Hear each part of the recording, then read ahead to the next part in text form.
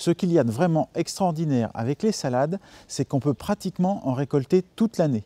Il existe des salades de printemps, d'été, d'automne et même d'hiver. Donc là, j'ai un petit coin de mon potager qui est libre, dans lequel il n'y a pas eu de salade. C'est important de ne pas remettre des salades au même endroit. À côté de mes salades d'hiver, qui sont bientôt prêtes à être récoltées, elles ont passé l'hiver dehors, sous châssis, tranquillement, je vais planter mes premières salades de printemps. Pour me faciliter la tâche, je suis parti de salades en petits godets, en petits plants pour être plus exact. Les voici. Et d'ici 1 mois et demi, 2 mois, on va pouvoir les récolter et les manger. Alors je vais les faire tremper dans l'eau. Alors là, j'ai choisi des plants pour plus de rapidité, plus de facilité, ce qui ne va pas m'empêcher d'en semer quelques-unes en graines à côté. Elles mettront un petit peu plus longtemps, mais comme ça, je vais avoir des récoltes qui vont s'échelonner. Une petite astuce quand on sème des graines de salade, c'est de ne jamais semer le sachet d'un seul coup.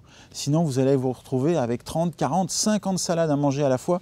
C'est pas très sympa. Donc, vous échelonnerez vos semis de salade une fois tous les 15 jours. Vous allez pouvoir en avoir longtemps. Reportez-vous aux indications portées sur les sachets.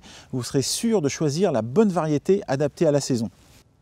Avant de commencer la plantation et le semis en pleine terre, je vais vous montrer ce pot parce que je vais aussi m'amuser à faire pousser des laitues dans un pot. Parce qu'on peut très bien, si on n'a pas de jardin, qu'on a un balcon, une terrasse ou un rebord de fenêtre, faire pousser des salades dans des pots. Pour les plants, j'ai choisi des plants AB ici de la Batavia Florine. Là, j'ai choisi de la laitue feuille de chêne Bellino et Chelio.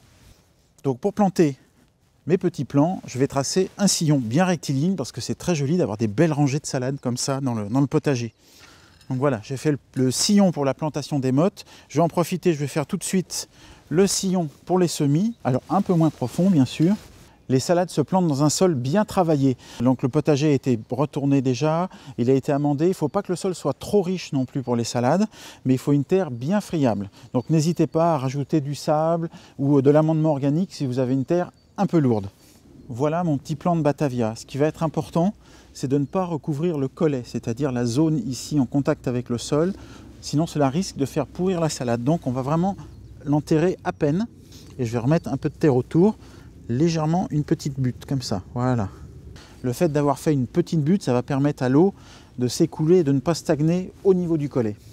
Ensuite, on va les espacer d'à peu près 20 à 30 cm. Je vais dire ici. Et pour mes semis, je vais semer 2 salades qui ont des très jolis noms d'abord, la grosse blonde paresseuse et la reine des glaces. Ce sont des salades qu'on peut semer en pleine terre dès le mois de février et qui se récolteront de mai jusqu'en octobre et même novembre pour la reine des glaces. Donc je vais préparer mes récoltes de cet été et de cet automne.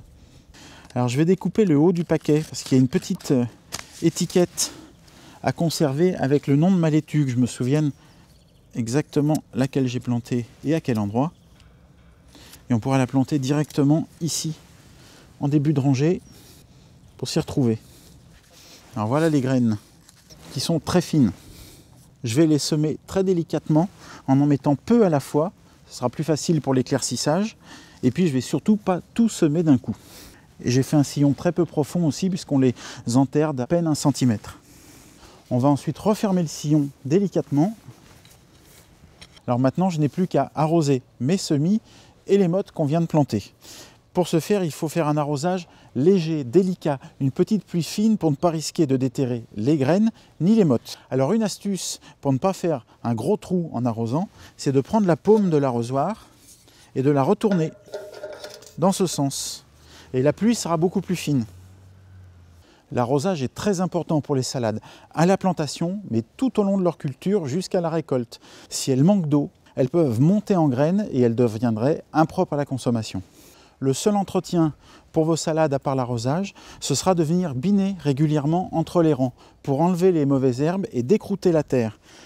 Le fait de biner va non seulement permettre de retirer les mauvaises herbes, mais en plus va permettre aux plantes d'assimiler beaucoup mieux l'eau d'arrosage et l'eau de pluie bien sûr.